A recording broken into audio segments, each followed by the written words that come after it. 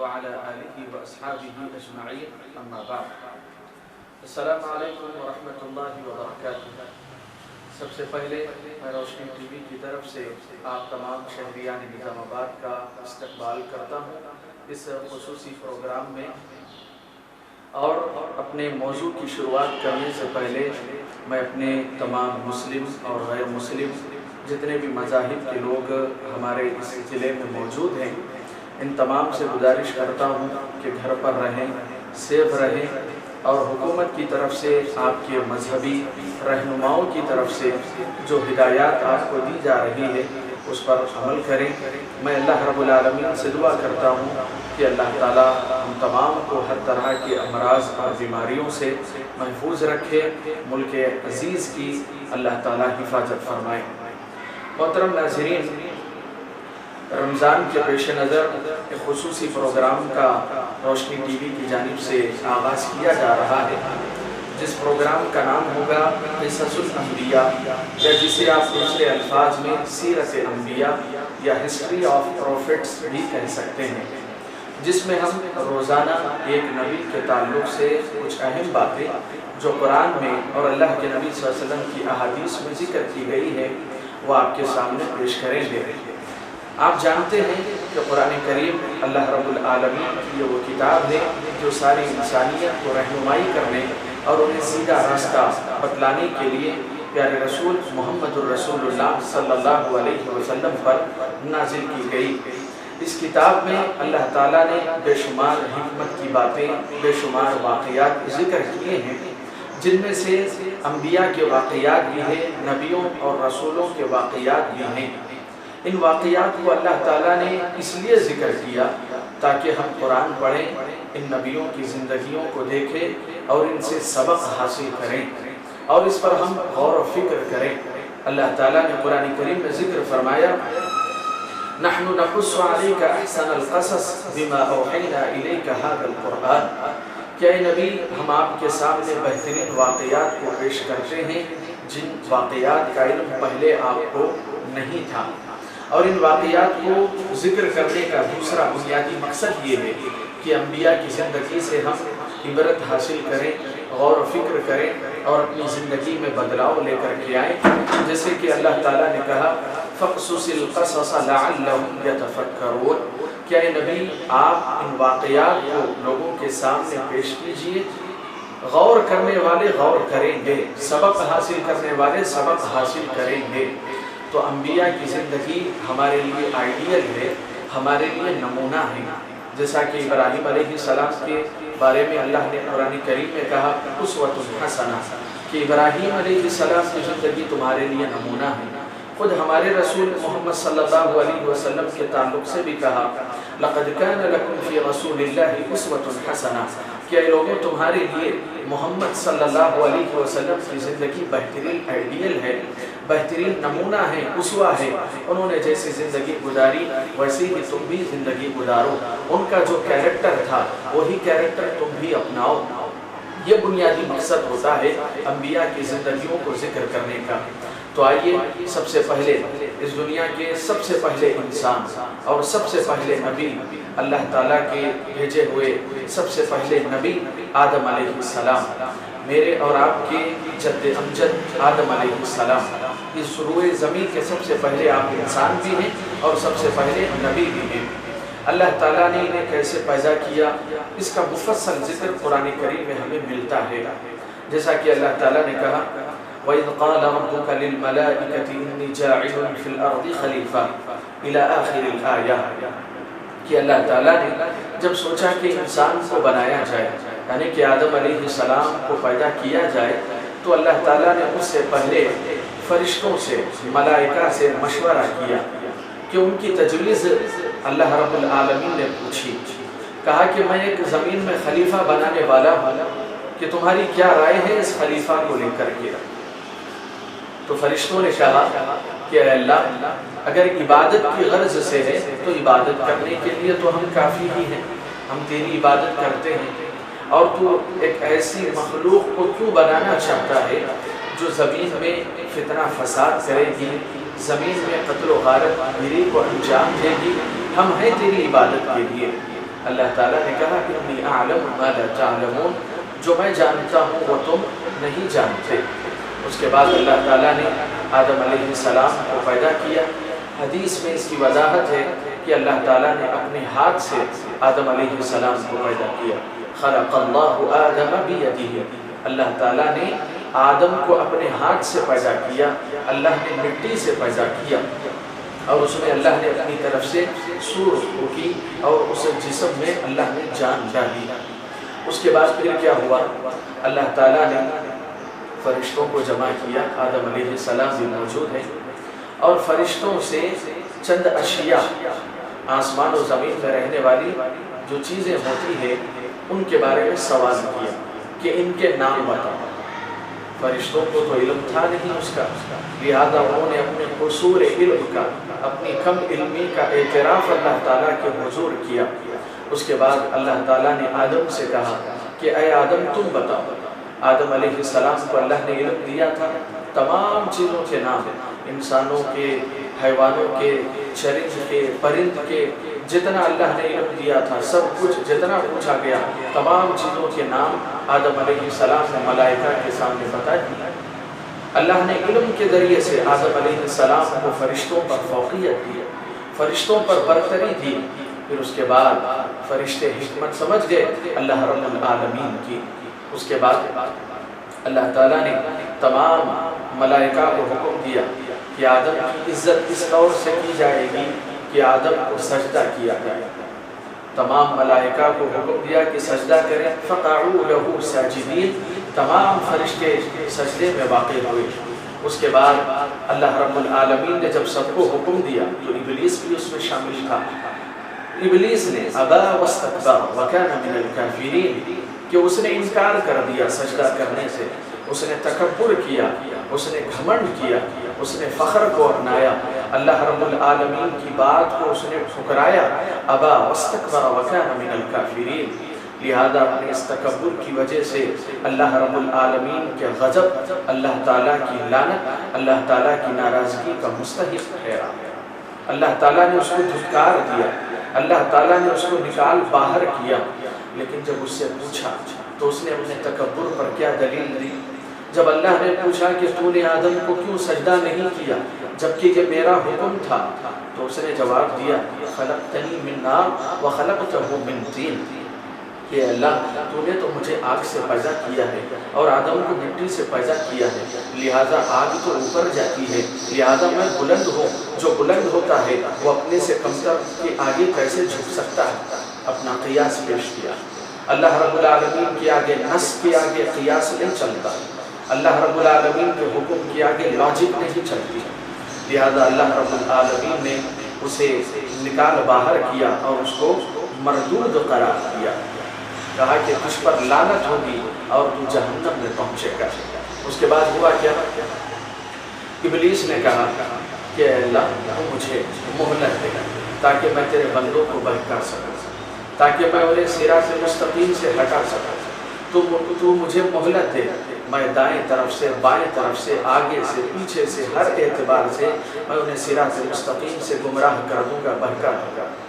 اللہ تعالیٰ نے کہا ان عبادی لیس لک علیہم سلطان، کہ میرے جو نیک بندے ہوں گے، برگزیدہ بندے ہوں گے، جو اچھے ہوں گے، صالح ہوں گے، ویسے بندوں پر اے ابلیس تیرا کوئی اثر نہیں ہوگا، جا میں تجھے مہلت دیتا ہوں۔ پھر اللہ رب العالمین نے اسے مہلت دے دی۔ یہ آدم علیہ السلام کی تخلیق کی داستان ہے۔ پھر اس کے بعد کیا ہوا؟ آدم علیہ السلام جنت میں رہنے لگے۔ اسکن انت وزوجک الجنۃ فکلا منہا حیث شئتما، اللہ تعالیٰ نے کہا کہ تم اور تمہاری بیوی جنت میں رہیں، یعنی کہ حوا علیہ السلام، آدم علیہ السلام کی بیوی ہیں حوا علیہ السلام۔ ان کی تخلیق کیسے ہوئی؟ اللہ تعالیٰ نے ان کو کیسے پیدا کیا؟ اللہ کے نبی صلی اللہ علیہ وسلم نے اس کی وضاحت کی کہ جب آدم علیہ السلام کو اللہ نے پیدا کیا تو آدم علیہ السلام جنت میں اکیلے تنہا رہنے لگے۔ جب یہ تنہائی انہیں محسوس ہوئی تو اللہ نے ان کا جوڑا بھی پیدا کیا حوا علیہ السلام کی شکل میں۔ تخلیق ہوئی آدم ہی کے پیٹ سے، پسلی سے اللہ تعالیٰ نے حوا علیہ السلام کو پیدا کیا ہے۔ عربی زبان میں ہوا کیوں کہا جاتا ہے؟ کیونکہ وہ زندہ وجود سے وجود میں آئی، یعنی کہ حوا علیہ السلام زندہ تھے، انہی کی پسلی چونکہ ٹیڑھی ہوتی ہے اسی سے ان کو پیدا کیا۔ اسی واسطے اللہ کے نبی صلی اللہ علیہ وسلم نے تمام مردوں کو اس بات کا حکم دیا کہ وہ اپنی گھر کی عورتوں کے ساتھ، گھر کی خواتین کے ساتھ اچھا سلوک کریں، بہتر رویہ ان کے ساتھ میل جول میل ملاپ اچھا رکھیں۔ عورت سے اگر غلطی بھی ہوتی ہے تو معاف کر دے، کیونکہ اللہ تعالیٰ نے عورت کو ٹیڑھی پسلی سے پیدا کیا ہے، اور آدمی اگر اس پسلی کو یعنی کہ اس ٹیڑھے پن کو سیدھا کرنے جائے گا تو اللہ کے رسول نے کہا کہ وہ اسے توڑ دے گا۔ لہذا عورت کی غلطیوں کو نظر انداز کرے۔ اگر مرد حضرات عورتوں کی غلطیوں کو معاف کر کے محبت سے اگر گھر میں ایسا میل ملاپ رکھیں گے تو آپ یقین مانیے اللہ کے رسول نے جو ہم کو ہدایت دی اس کی یہ برکت ہوگی کہ آج جو مسلم معاشرہ طلاق اور خلا کے ان معاملات میں الجھا ہوا ہے، ایک دوسرے کو اگر معافی کا جذبہ پیدا ہوگا، شریعت کی تعلیمات پر عمل ہوگا تو یہ آپسی نااتفاقیاں بھی ختم ہو جائیں گی۔ چنانچہ حوا علیہ السلام کی اس طرح سے تخلیق ہوئی، آدم اور حوا دونوں جنت میں رہنے لگے، لیکن اللہ تعالیٰ نے یہاں پر ایک پابندی عائد کی آدم علیہ السلام پر۔ کہا کہ اے آدم دیکھو یہ فلاں درخت ہے، اس درخت سے فلاں پھل کو تمہیں کھانا نہیں ہے۔ اللہ تعالیٰ نے سختی سے منع کر دیا۔ آدم علیہ السلام نے حکم بھی سن لیا، حوا علیہ السلام نے بھی حکم سن لیا۔ اب چونکہ شیطان نے تو وعدہ کیا تھا کہ میں آدم اور اس کی آنے والی نسل کو بہکاؤں گا، اللہ تعالیٰ کے مخالف ٹھہرا کروں گا، چنانچہ فوسوس لہم الشیطان، آدم اور حوا دونوں کے دل میں وسوسے پیدا کر دیے۔ کیا کہہ کر کے کہ اگر تم اس درخت کے پھل کو کھا لو گے ملک لا یبلا، ایسی بادشاہت تمہیں ملے گی کہ جو کبھی ختم نہیں ہوگی، اور اس درخت کے پھل کو کھا لو گے تو ایسی زندگی ملے گی کہ کبھی موت ہی نہیں آئے گی۔ اس طرح کے وسوسے آدم اور حوا کے دل میں پیدا کیا۔ فَأَكَلَا مِنْهَا، ہوا یہ اس کا نتیجہ، وسوسوں کے گھیراؤ میں آ کر کے اس پھل کو کھا لیا۔ اللہ رب العالمین نے کہا کہ اے آدم کیا میں نے تجھ سے نہیں کہا تھا کہ اس درخت کے پھل کو ہرگز بھی نہ کھانا؟ آدم علیہ السلام اور اللہ رب العالمین کا یہ غضب اور غصہ کہ اللہ تعالیٰ نے کہا قُلْنَا اهْبِطُوا مِنْهَا جَمِيعًا، کہ اب تم جنت سے نکل جاؤ، جنت سے باہر نکلو، ہم نے تمہارے لیے زمین بنائی ہے، زمین میں جا کر کے رہنا اور وہیں پر اپنا ذریعہ معاش تلاش کرنا۔ جنت میں تھے، کسی طرح روزی روزگار کی کمانے دھمانے کی کوئی ٹینشن نہیں تھی۔ اب یہ غلطی ہو گئی، یہ بھی تقدیر کا فیصلہ ہے۔ آپ یہ نہ سمجھیں کہ آدم علیہ السلام کی وجہ سے ہم یہاں پہنچ گئے، بلکہ اللہ نے مقدر میں لکھا تھا، یہ ہونا تھا۔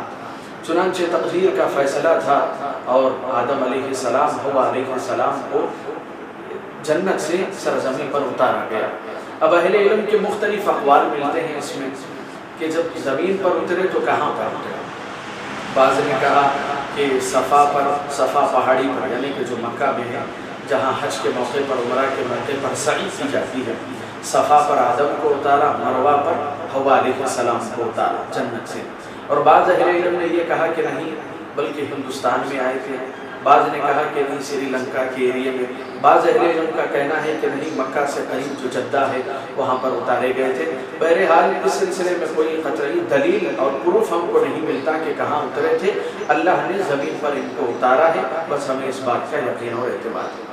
اس کے بعد آدم علیہ السلام کو اپنی غلطی کا سخت احساس ہوا کہ میں نے اللہ کی نافرمانی کی ہے۔ اللہ تعالیٰ سے دعا کی دونوں نے، قال ربنا ظلمنا انفسنا وان لم تغفر لنا وترحمنا لنكونن من الخاسرین۔ دونوں نے کہا کہ ہمارے رب ہم نے اپنے آپ پر ظلم کیا۔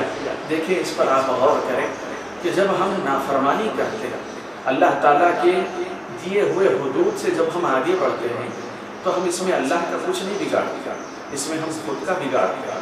یہ مطلب ہوتا ہے کہ جب آپ اللہ کی نافرمانی کریں، رسول کی نافرمانی کریں اور جو راستہ آپ کو بتایا گیا اس کے برعکس آپ چلیں تو اس میں آپ کا نقصان ہے، اس میں اللہ رسول کا کچھ بگڑنے والا نہیں۔ تو اسی واسطے آدم علیہ السلام نے کہا کہ ہمارے رب ہم نے اپنے آپ پر ظلم کیا، اسی واسطے اللہ کے رسول نے کہا ساری دنیا اگر نیک ہو جائے تو اس میں اللہ کا فائدہ تھوڑی ہے، اور اگر ساری دنیا اگر بد ہو جائے، گنہگار ہو جائے، اللہ کی نافرمانیاں کرنے لگے تو اس میں اللہ کا کیا بگڑے گا؟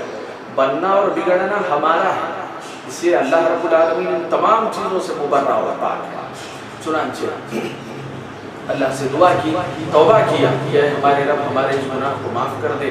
اللہ تو اپنے بندوں پر رحم کرتا ہے، اللہ تو انتظار کرتا ہے کہ میرا بندہ ایک بالشت میرے سے قریب آئے، میں اس سے 2 بالشت قریب ہو جاؤں، وہ میرے پاس چل کر کے آئے، میں اس کے پاس دوڑ کر کے جاؤں۔ اللہ تو غفور الرحیم ہے، بخشنے والا ہے، رحم کرنے والا ہے۔ بس کوتاہی ہماری ہے کہ ہم اللہ کی طرف رجوع نہیں کرتے، ہم اللہ سے اپنے گناہوں کی معافی نہیں مانگتے۔ چنانچہ اللہ تعالیٰ سے اپنے گناہوں کی معافی مانگی، اللہ تعالیٰ نے ان کے گناہوں کو معاف کر دیا۔ لیکن ٹھکانہ اس سرزمین پر ہو گیا۔ اس واقعے پر رک کر کے ایک اہم بات کی نشاندہی میں آپ کو کر دوں کہ جب آدم علیہ السلام کو اللہ نے پیدا کیا، ان کی پشت سے مجھے اور آپ کو بھی اسی وقت اللہ تعالیٰ نے نکالا، ان کی پشت سے ہم تمام کو اللہ نے اسی وقت وہاں پر حاضر کیا، اور ہم تمام سے اس بات کا سوال کیا الستُ بربکم، کہ کیا میں تمہارا رب نہیں ہوں؟ میں اور آپ اور اس دنیا کے سارے لوگ، آدم علیہ السلام سے لے کے قیامت تک پیدا ہونے والا جو آخری شخص ہے، وہ تمام انسان وہاں پر موجود تھے۔ اللہ تعالیٰ نے اس ملائے اعلیٰ میں ہم تمام سے پوچھا کیا میں تمہارا رب نہیں ہوں؟ تو ہم نے کیا جواب دیا؟ بلا شہیدنا، ہم نے اس بات کا اقرار کیا کہ کیوں نہیں، اے ہمارے رب تو ہی ہمارا معبود برحق ہے، ہم تیری ہی عبادت کریں گے، ہم تیری ہی بندگی کریں گے، ہم تجھ سے ہی فریاد کریں گے، ہمارا کرتا دھرتا ہماری بگڑی بنانے والا اے اللہ تو ہی ہے۔ لہذا میرے بھائیوں، عبادت کا مستحق ہم نے اقرار کر لیا کہ ہم عبادت کریں تو صرف اور صرف اللہ رب العالمین کی عبادت کریں گے۔ دنیا میں کسی پیر کی اور اسی طریقے سے مرشد کی یا کسی آستانے کے پاس جا کے ہم اللہ رب العالمین کے آگے سر جھکائیں گے، کسی اور کے آگے سر نہیں جھکائیں گے۔ اللہ نے ہم سے اس بات کا وعدہ لے لیا ہے، اس وعدے کو یاد رکھیں اور محض اللہ کی عبادت کریں اور اپنے زندگی کے مقصد کو جانیں۔ اللہ نے کہا وَمَا خَلَقْتُ الْجِنَّ وَالْإِنسَ إِلَّا لِيَعْبُدُونَ، اے انسانوں اور اے جنوں کی جماعت، میں نے پیدا کیا ہے تمہیں تو اس کا مقصد اور اس کا ایم صرف اور صرف یہی ہے کہ تم میری عبادت کرو، میرے علاوہ کسی اور کی عبادت نہ کرو۔ اللہ نے یہ عہد اور یہ میثاق ہم سے لے لیا ہے، اس عہد کی پابندی کریں، اللہ کے علاوہ کسی اور کے آگے فریاد رسی نہ کریں۔ یوں آدم علیہ السلام اور حوا علیہ السلام کی یہ داستان ہے۔ اب اس کے بعد آگے بڑھتے ہیں، نسل اس دنیا میں کیسے بڑھی، نسل کیسے بڑھی، اس سلسلے میں وضاحتیں ہیں شریعت میں کہ ایک وقت میں ایک لڑکا اور ایک لڑکی، دوسرے وقت میں ایک لڑکا اور ایک لڑکی، اس طریقے سے حوا علیہ السلام کے بطن سے پیدا ہوتے تھے، ان دونوں کے ملاپ سے۔ اللہ نے قرآن کریم میں کہا یا ایھا الناس اتقوا ربکم الذی خلقکم من نفس واحدہ وجعل منها زوجہا وبث منہما رجالا کثیرا ونساء، کہ لوگوں اس اللہ سے ڈرو جس اللہ نے تمہیں ایک جان سے پیدا کیا، ایک جان سے مراد کیا ہے؟ آدم علیہ السلام، اور اسی سے اس کے جوڑے کو پیدا کیا یعنی کہ حوا علیہ السلام، اور ان دونوں کے ملنے سے بہت سے مردوں اور عورتوں کو اللہ تعالیٰ نے پیدا کیا۔ تو اس طریقے سے یہ نسل ساری دنیا میں پھیلتی گئی۔ شادی کا نظام بھی اس کے اندر وضاحت کی گئی کہ کیسے شادی کا نظام تھا، یعنی کہ ایک وقت میں جو لڑکا اور لڑکی پیدا ہوئے گا اور دوسرے وقت میں جو لڑکا لڑکی پیدا ہوئے گا، تو پہلے وقت میں جو لڑکا پیدا ہوا وہ اپنے ساتھ والی لڑکی سے نکاح نہیں کرتا، بلکہ وہ بعد میں جو پیدا ہونے والی لڑکی رہتی اس سے نکاح کرتا، اور جو بعد میں جو لڑکا پیدا ہوا ہے وہ پہلی والی لڑکی سے نکاح کرتا۔ تو یہ اللہ تعالیٰ نے نظام اور سسٹم رکھا تھا۔ اب اسی میں ایک واقعہ رونما ہو جاتا ہے شادی کے مسئلے کو لے کر۔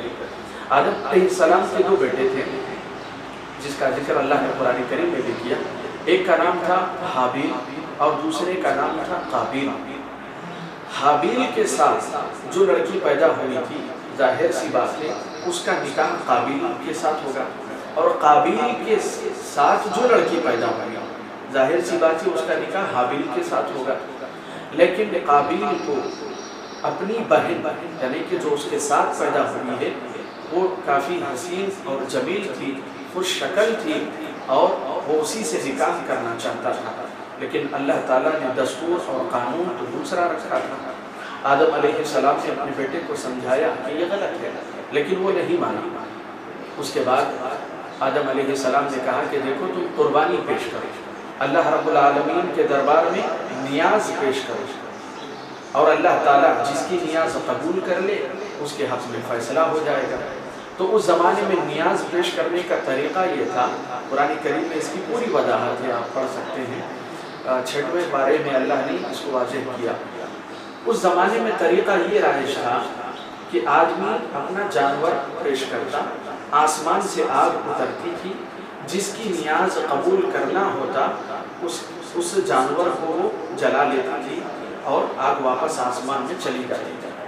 تو حابیل اور قابیل دونوں نے اپنا اپنا جانور پیش کیا، بکرا ان دونوں نے پیش کیا، آسمان سے آگ آئی اور حابیل کی نیاز کو قبول کر لیا گیا، یعنی کہ جو پہلے کا جو موقف تھا کہ حابیل کا جو نکاح ہوگا وہ قابیل کی بہن سے ہوگا، اور قابیل اپنی بہن سے نکاح نہیں کر سکتا، وہ حابیل کی بہن سے نکاح کر سکتا۔ اللہ رب العالمین کا بھی یہ فیصلہ آسمان سے آ گیا۔ اللہ نے کہا اِذْ قَرَّبَا قُرْبَانًا فَتُقُبِّلَ مِنْ أَحَدِهِمَا وَلَمْ يُتَقَبَّلْ مِنَ الْآخَرِ۔ اللہ نے حابیل کی قربانی قبول کر لی، قابیل کی قربانی کو قبول نہیں کیا۔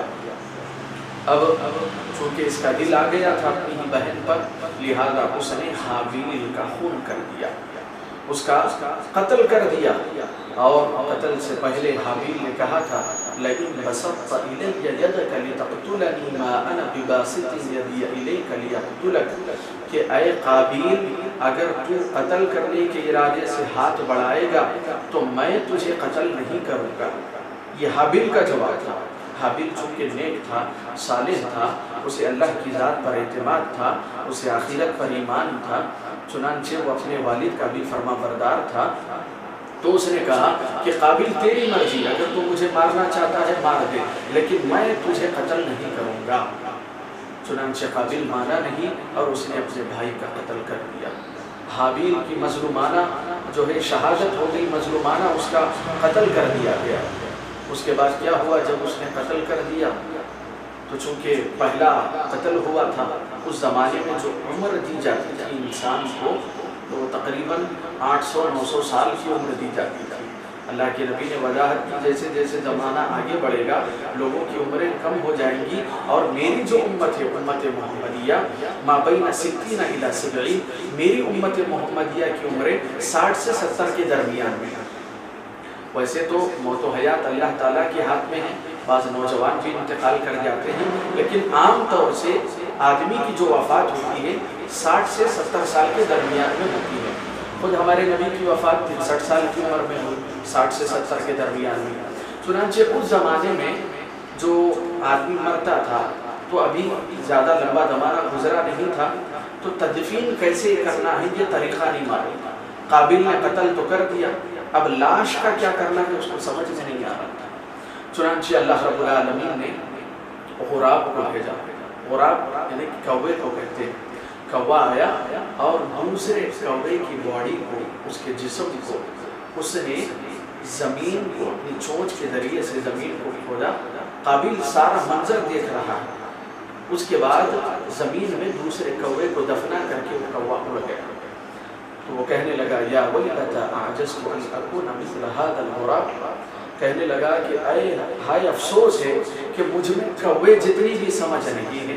اسی واسطے کہا جاتا ہے کہ انسان کا پہلا استاد کوا ہے۔ اللہ رب العالمین نے کوے کے ذریعے سے بتایا کہ میت کو، ایک مردہ لاش کو، جو شخص مر گیا ہے اس کو کیسے دفنایا جاتا ہے۔ اس طریقے سے حابیل کو دفنایا گیا۔